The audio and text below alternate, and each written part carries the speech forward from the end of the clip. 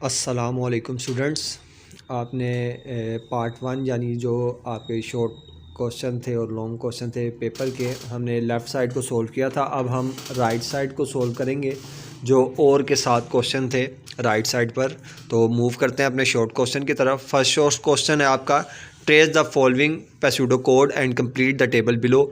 आपने pseudo code को complete करना है और टेबल को which track the value of the variable at each iteration of the loop, और आपने वैल्यू को ट्रैक करना है आइट्रेशन ऑफ द लूप के मुताबिक। पेसूडो कोड आपको पता है, सेट प्रोडक्ट आपका 1 था for I from 1 to 3 do. आपने 1 से स्टार्ट लेना था और 3 तक जाना था। प्रोडक्ट को आप मल्टीप्लाई करेंगे आई की वैल्यू से। एंड फॉर प्रिंट प्रोडक्ट, तो आपका जो table of value during loop बनेगी वो ये आइट्रेशन आपकी होगी 1, 2 और 3। फिर इस तरह वैल्यू ऑफ आई 1 से 2, फिर 2 से 3, और वैल्यू ऑफ द प्रोडक्ट जो आपको आएगी 1 को 1 से मल्टीप्लाई करेंगे तो 1, फिर 2 1s are 2 और फिर उसके बाद 2 3s are 6। तो जो आपको आउटपुट आफ्टर द लूप आएगा वो रिजल्ट क्या होगा, 6। क्वेश्चन नंबर 2 है, what is a permission blockchain network, list 2 application. Permission blockchain network क्या है, 2 एप्लीकेशन आपने उसकी बतानी है। तो डेफिनेशन इसकी है, permission blockchain is a blockchain where only approve और authorize participant can join. Permission blockchain वो ब्लॉकचेन है जिसमें सिर्फ अप्रूव्ड और अथोराइज पार्टिसिपेंट जो होते हैं वो ज्वाइन कर सकते हैं इस नेटवर्क को। रीड डाटा और ऐड ट्रांजैक्शन, रीड भी कर सकते हैं डाटा को और ट्रांजैक्शन ऐड कर सकते हैं। Access and roles are control by an authority to governs rules. Access और रूल जो होते हैं कंट्रोल करती है अथॉरिटी या फिर आपके गवर्नस जो रूल्स हैं वही। एप्लीकेशन इसकी कौन सी हैं, 2, एक बैंकिंग है और दूसरा supply chain. Banking inter bank settlement, जिसमें आप बैंक के सेटलमेंट देखते हैं, अथोराइज बैंक ट्रांजैक्शन सिक्योरली। और supply chain tracking for trusted companies, और सप्लाई चेन ट्रैक करती है ट्रस्टेड कंपनीज़ को, जैसे प्रोड्यूसर, शिपर और रिटेलर। क्वेश्चन नंबर 3 है आपका, difference supervise and unsupervise learning with daily life example. आपने सुपरवाइज और अनसुपरवाइज लर्निंग बताना है, डेली लाइफ एग्जांपल साथ बतानी है। एस्पेक्ट ऑफ सुपरवाइज लर्निंग और अनसुपरवाइज लर्निंग। तो सबसे पहले लेबल यूज़ लेबल डाटा। जो आपका सुपरवाइज लर्निंग है वो लेबल डाटा यूज़ करता है, और जो आपका अनसुपरवाइज डाटा है वो यूज़ अनलेबल डाटा, जैसे नो आउटपुट प्रोवाइड, ठीक है। और जो लेबल डाटा उसमें input known output.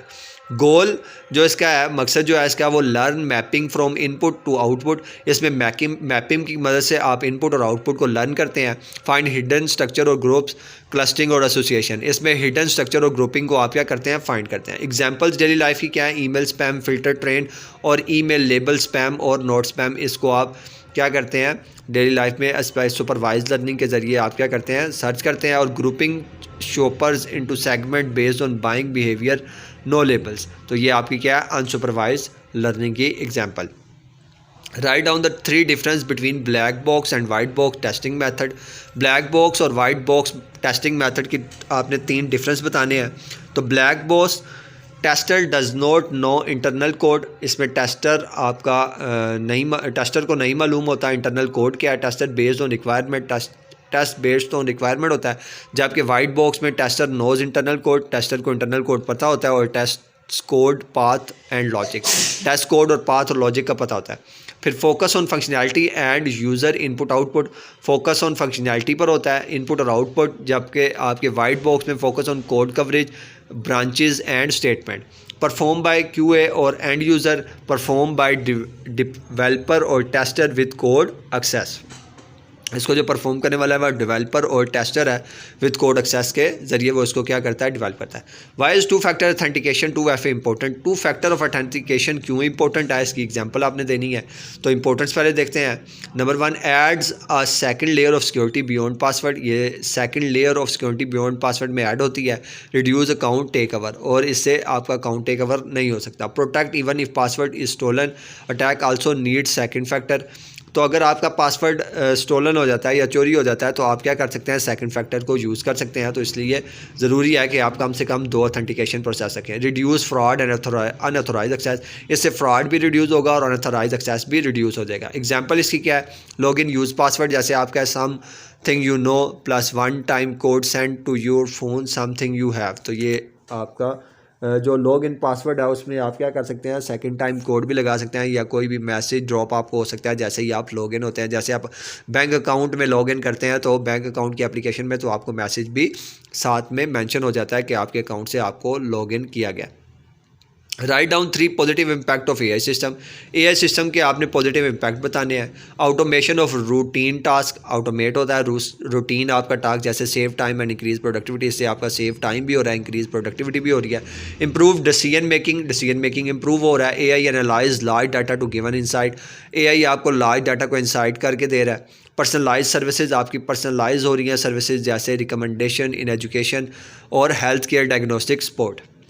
Question number 7 है, correct any 3 error in the Python code. Python code के अंदर से आपने 3 एरर निकालने हैं। पाइथन कोड आपको दिया गया है ओरिजिनल विद मिस्टेक्स, ये आपको मैंने रिप्रेजेंट किया है, जिसमें temperature equal to 5 semicolon if temperature greater than 30, फिर प्रिंट एफ इट्स शॉर्ट, फिर elif temperature equal to 5 display it cold edge, फिर उसके बाद print f the weather is mild error and fixes.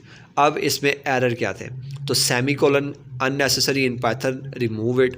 सबसे पहले सेमीकोलन का मसला है, ये अननेसेसरी है इन पाइथन के अंदर, इसको रिमूव करना है। एलिफ टेम्परेचर इक्वल टू 5, तो एलिफ नहीं यूज़ होता, uses assignment should use comparison, तो डबल इक्वल आप यूज़ करते हैं असाइनमेंट के लिए। फिर डिस्प्ले के अंदर जो ब्रैकेट है इज़ नॉट स्टैंडर्ड फंक्शन, ये एक स्टैंडर्ड फंक्शन नहीं है, आपने प्रिंट और ये फंक्शन इंस्टेड यूज़ करना है।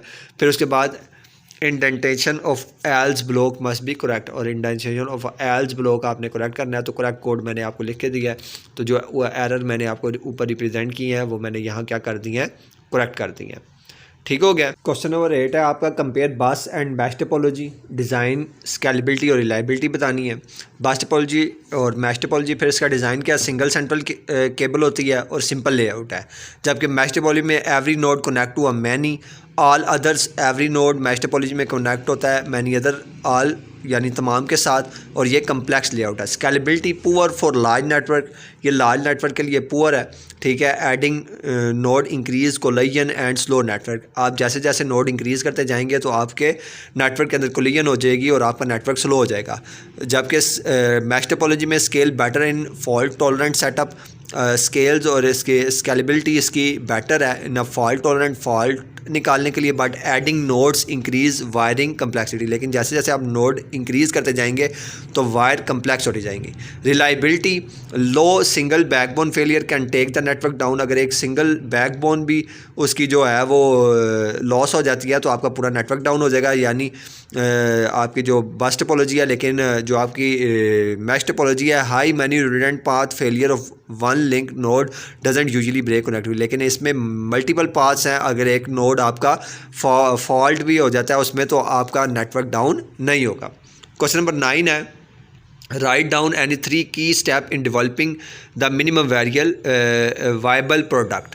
आपने 3 की स्टेप बताने हैं मिनिमम वायबल प्रोडक्ट के। तो आइडेंटिफाई कोर प्रॉब्लम, सबसे पहले कोर प्रॉब्लम को आइडेंटिफाई करें, एसेंशियल फीचर्स लिखें, decide the minimal feature, set the solve the main user problem, फिर डिसाइड करें मिनिमल फीचर्स और सोल्व करें main user problem. Build a simple prototype, build करें simple prototype working version, implement only the must have function, फिर test with real user and gathered feedback, iterate and improve based on user response. Question number 10 है, draw truth table for the Boolean function, तो इसको हम अलग से discuss करेंगे part 1 में। Left side पर भी हमारा एक क्वेश्चन रहता है तो इसको और उस क्वेश्चन को हम इकट्ठा अलग से डिस्कस करेंगे। फिर मूव करते हैं क्वेश्चन नंबर 11 की तरफ। Write down any 3 task suitable for computing devices, 3 suitable task आपने बताने हैं कंप्यूटिंग डिवाइसेस के लिए। Data storage and retrieval database, फिर number 2 automated calculation and reports, spreadsheet billing, फिर number 3 communication and information sharing, email, videos, call. Question number 12 है आपका, what will be generated by the following Python code. इस Python code से आप क्या generate करेंगे, Python code आपको represent किया गया, तो इससे जो जनरेट होगा output printed list Pakistan, Iran, तुर्की और ओमान, इसको आप आउटपुट में रिप्रेजेंट करेंगे।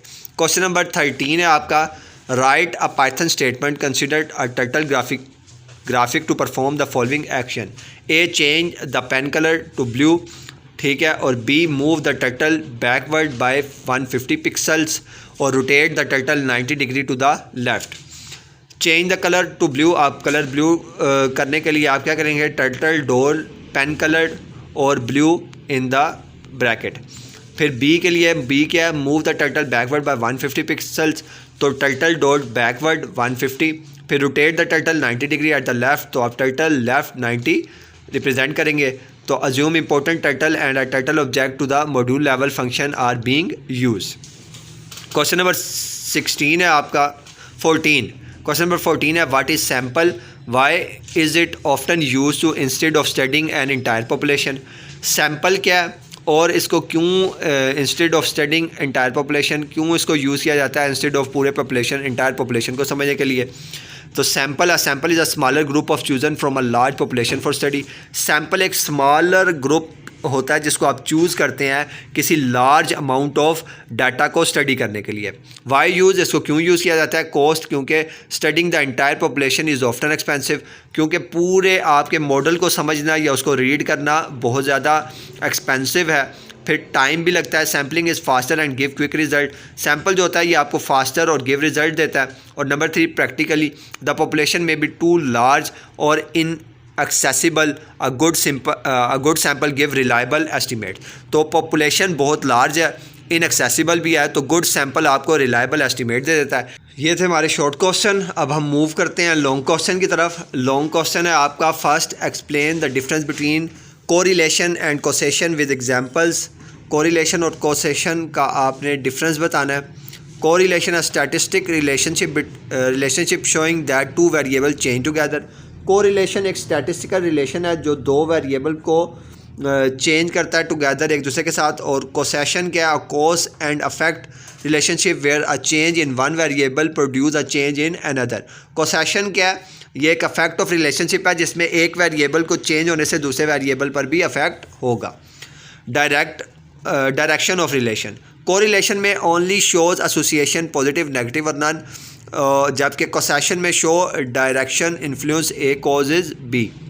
इम्प्लिसेशन क्या है, correlation does not imply one variable causes the other. Correlation में does not imply one variable causes to other, अगर एक वेरिएबल पर अप्लाई करते हैं तो दूसरा कॉज नहीं होगा। जबकि कॉसेशन में implies one event is the directed reason for the other. Imply एक इवेंट पर करेंगे तो वो दूसरे पर भी अफेक्ट करेगा।